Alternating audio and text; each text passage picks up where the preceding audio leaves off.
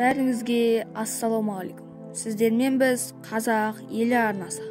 Бүгін біз сіздерге 44 күнге созылған Армения мен Әзербайжан арасындағы Қарабақ соғысы жайлы айтатын боламыз. Алдымен сіздерге Қарабақ жанжалының баяғыдан бергі тарихы жайлы айтайық.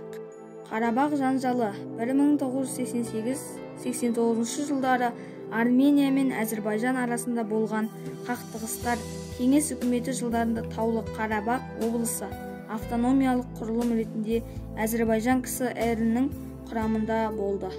Бірақ ондағы халықтың басым көпшілігі армяндар еді. 1985 жылы басталған қайта құру кезеңінен кейін облыстағы армяндар Әзербайжан КСР-нан бөлініп Арменияға қосылуды талап етеді. Сөйтіп 1988 жылы көктемде жергілікті армяндар мен әзербайжандар арасында жанжал болды. Жергілікті армяндар сан жағынан көптігін пайдаланып, әрі Армения КСР-нің көмегімен әзербайжандарды қыспаққа алды. Таулы Қарабақтан қашқан әзербайжандар Бакуге барып, онда тұратын армяндардан өш алуға кірісті.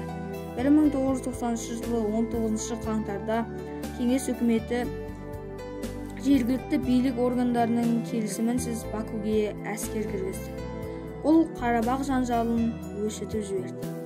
КСРО тарап екі республикада тәуелсіздік алғаннан кейін армяндар мен әзербайжандар арасындағы жанжал ашық соғысқа ұласып, ол 1994 жылы мамыр айында ғана тоқтады.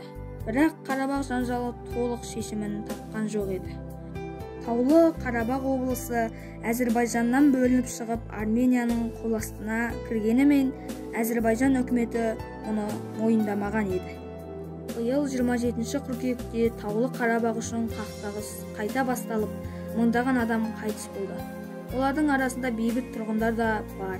Екі тарап 3 рет атысты. Тоқтату туралы келісімге келгенімен бұл келісім сақталмады. Таулы Қарабақтағы соғыс жүргізген екі мемлекеттің қыркүйектен бері 1221 әскері қайтыс болғанын мәлімдеді. Әзербайжан соғыстан қанша сарбаз қаза тапқанын айтпады. 4 күнге созылған соғыста Армения билігі Пашинян Ереванда соғыста жеңілгендігін мойындады. Сол мәлімдемеден кейін Армения халқы көтеріліске шығып, соғыста жеңілмегендерін айтуды, тағы да соғысуды талап етті. Алайда соғыс жалғаса беретін болса, Армения билігі түгелдей жойылып жеңілетінін мәлімдеді. Арменияның премьер-министрі Пашинян соғыста жеңілмегендіктерін айтады, бірақ та мойындағандықтан олардың жеңілгендері белгілі. Соғыс тоқтауына Ресей мемлекеті себепкер болды, және де Қарабақ жері Әзербайжанға қайтарылды. Қарабақтан көшкен Армения халқы өздерінің үйлерін өртеп, дүние мүліктерін түгелдей тасып кетуде.